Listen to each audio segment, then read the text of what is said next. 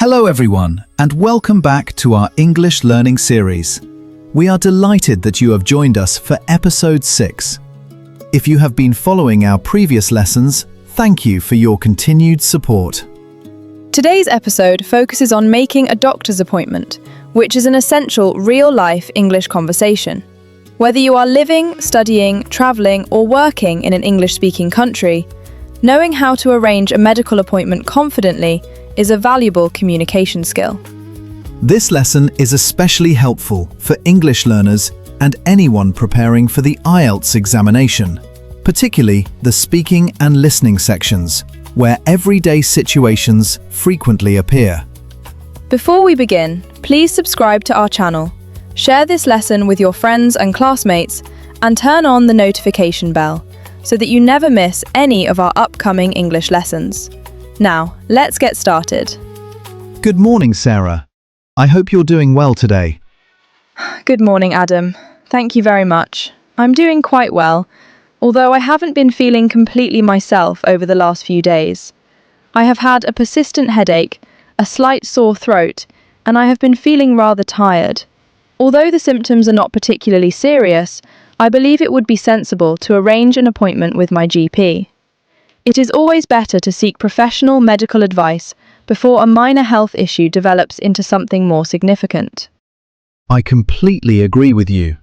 Many people tend to delay visiting the doctor because they hope their symptoms will disappear naturally. However, making a doctor's appointment at the right time is a responsible decision. Today, we'll explain not only how to make an appointment, but also the useful expressions and vocabulary that learners should know, especially those preparing for the IELTS examination. Exactly. In the United Kingdom, people usually register with a local GP surgery. Whenever they feel unwell, they normally telephone the surgery or use the online booking service to arrange an appointment. Depending on the urgency of the illness, the receptionist may offer a same-day appointment or schedule one for another day. Understanding how these conversations take place can help learners feel much more confident in real-life situations. That's an excellent point. Suppose you decide to telephone your GP surgery. What would you usually say when the receptionist answers the phone? I would begin politely by saying, "Good morning, I'd like to make an appointment to see a doctor, please." This sentence is polite, clear, and appropriate in almost every situation. The receptionist may then ask for your full name, your date of birth, or perhaps your address to confirm your identity before arranging the appointment. It is important to answer each question calmly and politely. Indeed.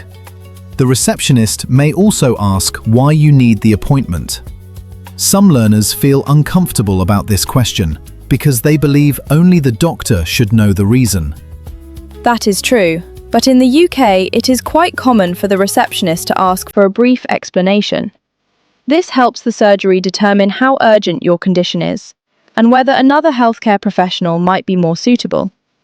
You do not have to describe every detail. A simple explanation such as, "I've had a cough for several days," or "I've been suffering from severe back pain," is usually sufficient.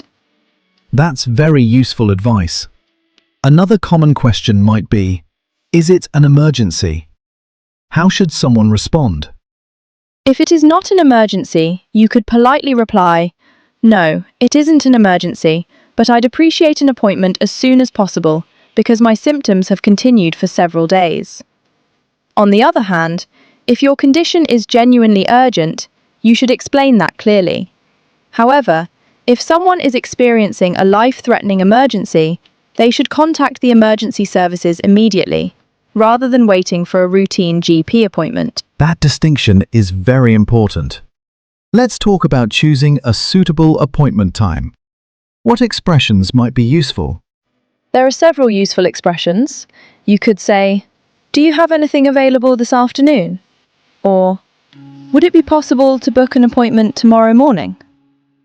If the suggested time is inconvenient, you may politely respond by saying, "I'm afraid I won't be available at that time. Do you have any later appointments?" These expressions sound natural and courteous, which is exactly what IELTS examiners appreciate during the speaking test. Speaking of IELTS, candidates often lose marks because they give extremely short answers. Why is it important to expand their responses? That's an excellent question. In the IELTS speaking examination, candidates are assessed on their ability to communicate ideas clearly and naturally. If an examiner asks a question and the candidate replies with only 1 or 2 words, they miss valuable opportunities to demonstrate vocabulary, grammar, fluency, and coherence. Therefore, learners should always try to explain their ideas, provide reasons, give examples, and speak confidently. This approach not only improves their IELTS score, but also prepares them for real-life conversations. Absolutely. Now, imagine that the receptionist says, "The earliest appointment is next Tuesday at 10:30. How could you respond? A polite response could be, "Yes, that would be perfect. Thank you very much. Could you please confirm the time once again?" Alternatively, if you need a different day, you might say, "Unfortunately, I have work that morning. Would you happen to have any appointments later in the week?" Notice how polite language makes the conversation more pleasant and professional. That's excellent. Let's move on to some useful vocabulary. Could you explain the difference between symptoms, diagnosis, treatment, and prescription? Certainly. Symptoms are the physical or mental signs that indicate you may be ill, such as a headache, fever, cough, or dizziness. A diagnosis is the doctor's professional conclusion about what illness or condition you have after examining you. Treatment refers to the medical care or advice provided to help you recover. Finally, a prescription is a written authorization from the doctor allowing you to obtain specific medication from a pharmacy. These words appear frequently in everyday English and can also be useful during IELTS speaking and listening tasks. Those definitions are extremely clear. Learners should definitely make a note of those words. I completely agree. I would also encourage learners to practice these expressions aloud rather than simply reading them. Speaking English regularly helps improve pronunciation, confidence, and fluency. Even practicing alone at home can make a considerable difference over time. That's wonderful advice. Another useful tip is to listen carefully when native speakers communicate in medical settings. Television programs, educational videos, and podcasts often include realistic conversations that expose learners to authentic pronunciation, intonation, and vocabulary. Absolutely. Consistent exposure to authentic English is one of the best ways to improve listening skills.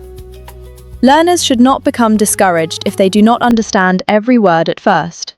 Instead, they should focus on understanding the main idea, gradually expanding their vocabulary, and becoming more comfortable with natural speech. Before we move on to the second part of today's lesson, let's quickly review what we've discussed. We have learned how to request a doctor's appointment politely, how to explain basic symptoms, how to respond when offered different appointment times, and several essential pieces of medical vocabulary that are useful in everyday life, as well as the IELTS examination. Exactly. These are practical communication skills that many learners will use at some point in their lives. The more you practice these conversations, the more naturally and confidently you will speak English. Sarah, I think today's discussion has shown that making a doctor's appointment is much more than simply booking a time to see a doctor. It also involves communicating politely, describing symptoms accurately, understanding questions, and responding confidently. I couldn't agree more. Many English learners worry that they might say something incorrectly or misunderstand the receptionist. However, with regular practice and a good understanding of useful vocabulary and common expressions, these conversations become much easier. Confidence develops gradually through repetition, patience, and consistent learning. That's exactly why we encourage learners to practice these dialogues repeatedly. Reading them once is helpful, but speaking them aloud several times is even more beneficial. It improves pronunciation, develops fluency, and helps learners become more comfortable using English in real situations. I would also recommend that learners create their own conversations using today's vocabulary. Try replacing the symptoms, changing the appointment times, or imagining different situations. This simple exercise develops flexibility and prepares you for unexpected questions, whether in everyday life or during the IELTS speaking examination. Remember that learning English is a journey rather than a race. Every new word you learn, every conversation you practice, and every mistake you correct brings you one step closer to becoming a confident English speaker. Exactly. Consistency is far more important than perfection. If you continue practicing a little every day, you will notice significant improvements in your vocabulary, grammar, listening, pronunciation, and speaking confidence. We sincerely hope that today's lesson has been useful and enjoyable. If you found this episode helpful, please subscribe to our channel and share this video with your friends, family members, classmates, and anyone else who is learning English or preparing for the IELTS examination. Your support motivates us to continue producing practical and informative English lessons. We'd also love to hear from you. Please leave a comment below and tell us what you learned from today's lesson. Was there a new expression, vocabulary item, or communication technique that you found particularly useful? We are genuinely interested in hearing about your learning experience. In addition, please let us know which topic you would like us to cover in our next episode. Your suggestions help us create lessons that are relevant, practical, and valuable for learners around the world. Thank you very much for spending your time learning English with us today.